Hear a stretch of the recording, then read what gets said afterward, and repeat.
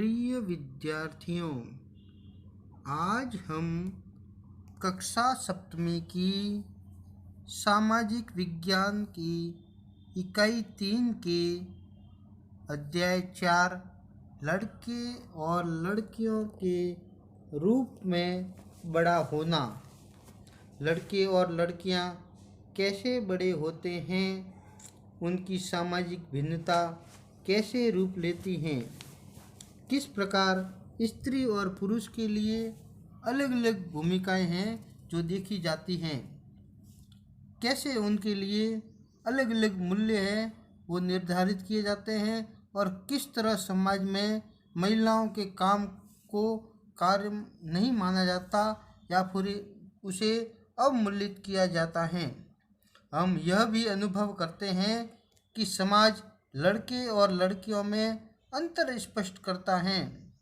यह अंतर प्राय प्रतिदिन छोटी छोटी बातों में बनाकर रखा जाता है, जैसे लड़कियों को कैसे कपड़े पहनने चाहिए, लड़कियों को धीमी आवाज़ में बोलने चाहिए आदि विभिन्न अंतर देखने को मिलते हैं। अधिकांश समाज पुरुष और स्त्रियों को अलग अलग प्रकार के महत्व देते हैं। स्त्रियों द्वारा किए जाने वाले कार्यों के महत्व को किस तरह कम तर आंका जाता है आदि विभिन्न बातों का अध्ययन हम इस अध्याय में करेंगे। लड़के और लड़कियों के रूप में बड़ा होना। लड़का या लड़की होना किसी की भी एक महत्वपूर्ण पहचान होती है। उसकी अस्मिता जिस समाज के बीच हम बड़े होते हैं वह हमें सिखाता है कि लड़के और लड़कियों का व्यवहार स्वीकार करने योग्य हैं, उन्हें क्या करना चाहिए और क्या नहीं। यह प्राय यही सोचते हुए बड़े होते हैं कि ये बातें सब बिल्कुल एक जैसी हैं, परंतु क्या सभी समाजों में लड़के और लड़कियों के प्रति एक जैसा ही नज़रिया है क्या? तो इस पाठ में हम इसी प्रश्न का उत्तर जानने की कोशिश करेंगे और हम यह भी देखेंगे कि लड़कियों और लड़कों को दी जाने वाली अलग अलग भूमिका उन्हें भविष्य में स्त्री और पुरुष की भूमिका के लिए किस प्रकार है जो तैयार करती है। इस पाठ में हम देखेंगे कि अधिकांश समाज पुरुष व स्त्रियों को अलग अलग प्रकार से महत्व देते हैं।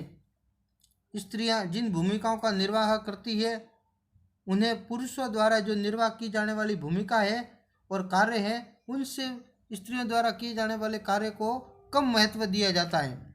इस पाठ में हम यह भी देखेंगे कि स्त्री और पुरुष के बीच में काम के क्षेत्र में किस प्रकार असमानताएं कैसे उभरती हैं। उन्नीस 1920 के दशक में समोआ द्वीप में बच्चों का बड़ा होना। समोआ द्वीप प्रशांत महासागर के दक्षिण में स्थित छोटे छोटे द्वीपों का एक भाग है। तो सामोअन समाज पर किए गए एक अनुसंधान किया गया सामोअन समाज पर। उसकी रिपोर्ट 1920 के अनुसार उस दशक के बच्चे स्कूल नहीं जाते थे।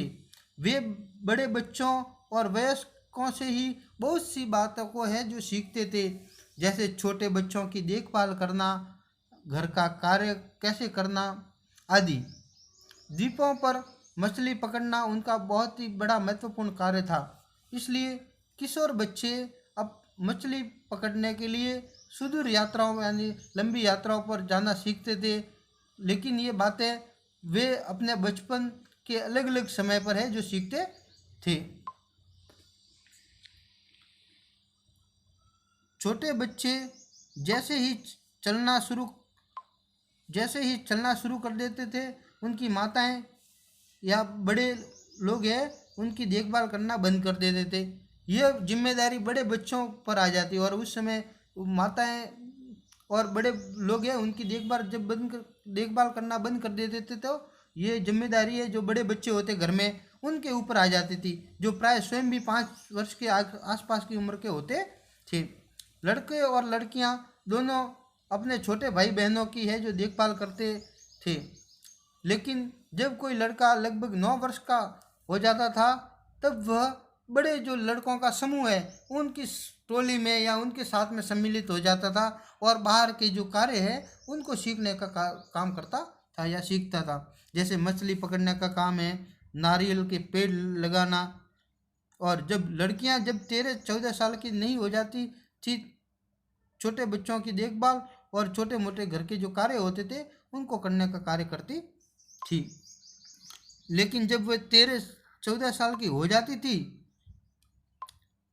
तब वे अधिक स्वतंत्र होती थी। लगभग 14 वर्ष की उम्र के बाद वे भी है जो मछली पकड़ने जाती थी, बागानों में काम करती थी और डलिया बुनना आदि सीखती थी। फिर घर पर खाना पकाने का काम है, जैसे अलग से बनाए गए रसोई घरों में ही होता था जहां लड़कों को अधिकांश काम करना होता था और लड़कियां हैं जो उनकी मदद करती थी। अब है ये 1960 के दशक में मध्य प्रदेश में पुरुष के रूप में बड़ा होना। इधर इधर ये लड़कियां हैं, लड़कियां स्कूल जाते हुए समूह बनाकर चल रही है, क्यों पसंद करती है इसके बारे में अपन चर्चा करते हैं। निम्नलिखित आलेख ये 1960 में मध्य प्रदेश के एक छोटे से शहर में रहने और स्कूल जाने के बारे में है जो वर्णन से लिया गया है। कक्षा 6 में आने के बाद लड़के और लड़कियां हैं जो अलग अलग स्कूलों में जाते थे। लड़कियों के स्कूल लड़कों के स्कूल से बिल्कुल अलग ढंग से बनाए जाते थे। उनके स्कूल के बीच में एक आंगन होता था, उनके जो लड़कियों के स्कूल होते थे उनके बीच एक आंगन होता था जहाँ वे बाहरी दुनिया से बिल्कुल अलग रहकर स्कूल की सुरक्षा के बीच में है जो खेलती थी। स्कूल की सुरक्षा पूरी रहती थी, यानी जो खेल का मैदान होता है या आंगन होता है वो स्कूल के बीचों बीच होता था। और लड़कों के स्कूल में ऐसा कोई बीच में आंगन नहीं होता था, उनके लिए खेलने का मैदान है वो एक बड़ा सा खुले मैदान की तरह होता था जो स्कूल से एक सटा हुआ या लगा हुआ हो सकता था। हर शाम स्कूल के बाद लड़के सैकड़ों लड़कियों की भीड़ को संकरी गलियों से जाते हुए अपन वो उस समय देखा जाता था। सड़कों पर जाती हुई लड़कियां बड़ी गंभीर दिखती थी, यह बात लड़कों से थोड़ी अलग दिखती थी। ये तो सड़कों को अनेक कामों के लिए उपयोग करते थे, जैसे यूं ही खड़े खड़े खाली समय बिताने के लिए, दौड़ने और खेलने के लिए और साइकिल चलाने के कर्तव्यों को आजमाने के लिए आदि के लिए है उन सड़कों का इस्तेमाल किया जाता था। लड़कियों के लिए गली होती थी वो सीधे घर तक पहुंचने का एक माध्यम थी। लड़कियों के लिए जो गली होती थी वो सीधा अपने घर की ओर तक सीधा गली होती थी, वो सीधा घर तक पहुंचने का एक माध्यम थी, जरिया थी। लड़कियां हमेशा समूह में जाना पसंद करती थी। उनके मन में हमेशा एक डर रहता था, लड़कियों के बीच में एक डर रहता है कि उन्हें कोई छेड़ न दे या उन पर कोई भी है जो हमला न कर दे। ऊपर के 2 उदाहरणों को पढ़ने के बाद हमें लगता है कि बड़े होने के भी कई तरीके हैं। हम प्राय सोचते हैं कि बच्चे एक ही तरीके से बड़े होते हैं। हमारा सोचना है कि बच्चे एक ही तरीके से बड़े होते हैं। ऐसा इसलिए है क्योंकि हम अपने अनुभवों के से ज़्यादा अपन परिचित नहीं होते हैं या सबसे ज़्यादा परिचित होते हैं। यदि हम अपने परिवार के बुजुर्गों से बात कर पाएंगे तो उनका बचपन शायद हमारे बचपन से बहुत भिन्न था। जो हमारे बुजुर्गों का जो बचपन था वो और इस समय जो बचपन है उनसे काफ़ी दोनों में भिन्नता पाई जाती है। हम यह भी अनुभव करते हैं कि समाज लड़के और लड़कियों के रूप में स्पष्ट अंतर करता है। यह बात बहुत कम ही आयु से ही शुरू हो जाती है। उदाहरण के लिए उन्हें खेलने के लिए अलग खिलौने दिए जाते हैं, अलग अलग भिन्न भिन्न खिलौने। लड़कों को प्राय खेलने के लिए कारें देते हैं, कार है इस प्रकार के खिलौने देते हैं। है ना। लड़कियों को किस गुड़िया है इस प्रकार के खिलौने दिए जाते हैं, या घर में रसोई के वगैरह सामान है इस प्रकार के खिलौने आदि है उनको खेलने के लिए दिए जाते हैं। दोनों ही लड़कों और लड़कियों के लिए दोनों अलग अलग प्रकार के खिलौने है जो होते हैं। दोनों ही खिलौने खेलने में आनंददायक हो सकते हैं। फिर लड़कियों को गुड़िया और लड़कों को कारें ही क्यों दी जाती थी? तो खिलौने बच्चों को ये बताने का एक माध्यम था कि जब वे बड़े होंगे तो स्त्री और पुरुष वो बनेंगे, उनका भविष्य अलग अलग होगा। हम विचार करें तो ये प्राय अंतर प्रतिदिन छोटी छोटी बातों को के रूप में है जो अपन देख सकते हैं। जैसे लड़कियों को कैसे कपड़े पहनने चाहिए, लड़के पार्क में कौन कौन से खेल खेलेंगे, लड़कियों को धीमी आवाज़ में बोलना चाहिए या बात करनी चाहिए, और लड़के होते हैं वो रौब से या बात करते हैं।